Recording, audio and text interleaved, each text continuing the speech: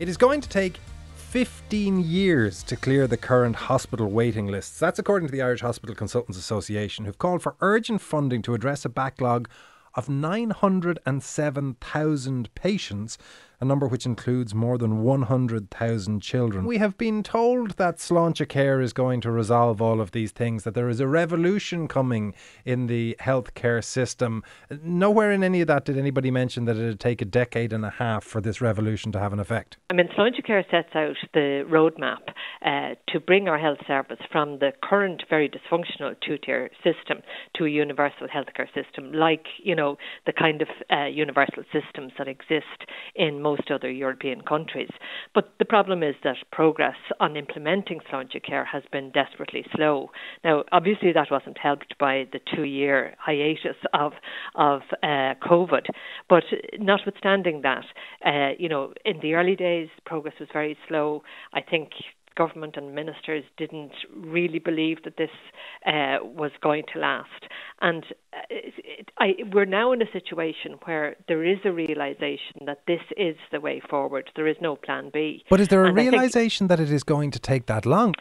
So, look, I think the question of recruitment and retention of staff is a massive issue, and it's affecting every aspect of the health service. And it's a kind of subset of what needs to happen to the health service, but it is a very dominant one. And we have huge problems right across all professions within the health service. And it's a kind of self-fulfilling challenge as well, because the more people leave through emigration, the more difficult it becomes for those who are left behind. So there needs to be a very significant intervention by government in relation to this. First of all, we need a proper workforce planning task force, because there is no overarching body who's looking at matching the demand for healthcare workers with the training places. That's the first thing. The second thing then is there's nobody actually dealing with the issues in relation to hospital doctors that are driving them away to Australia and Canada and places like that.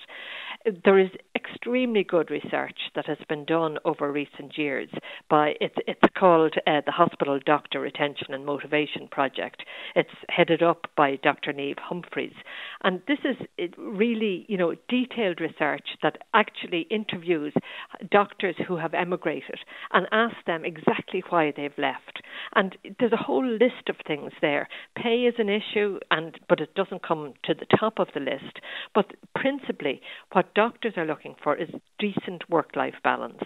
And that they haven't been able to achieve that in the Irish health system. And we know that non-consultant hospital doctors have, been very vocal about this in recent weeks. They're talking about, the ridiculous working hours that they have to put up with in breach of the EU Working Time Directive. So they're working, way beyond the 48 hours a week.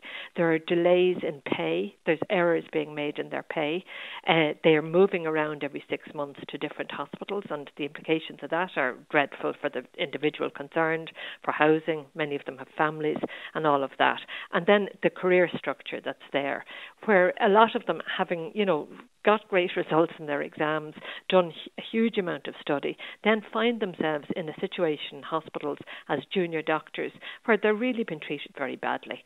And one of, I suppose, the hardest parts of that is the constant apologising that they have to do to patients for their failure to, see the patients on time, for the failure of the system to see the patients on time, the long waiting lists and so on.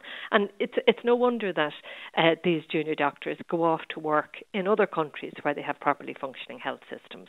So it is self-fulfilling, and we need to address those issues that drive doctors away, because at the moment, nearly as many doctors are emigrating from Ireland as we're training, and 1 in 3 hospital doctors now are from other countries that we've had to recruit from other countries because our own trained doctors are going abroad.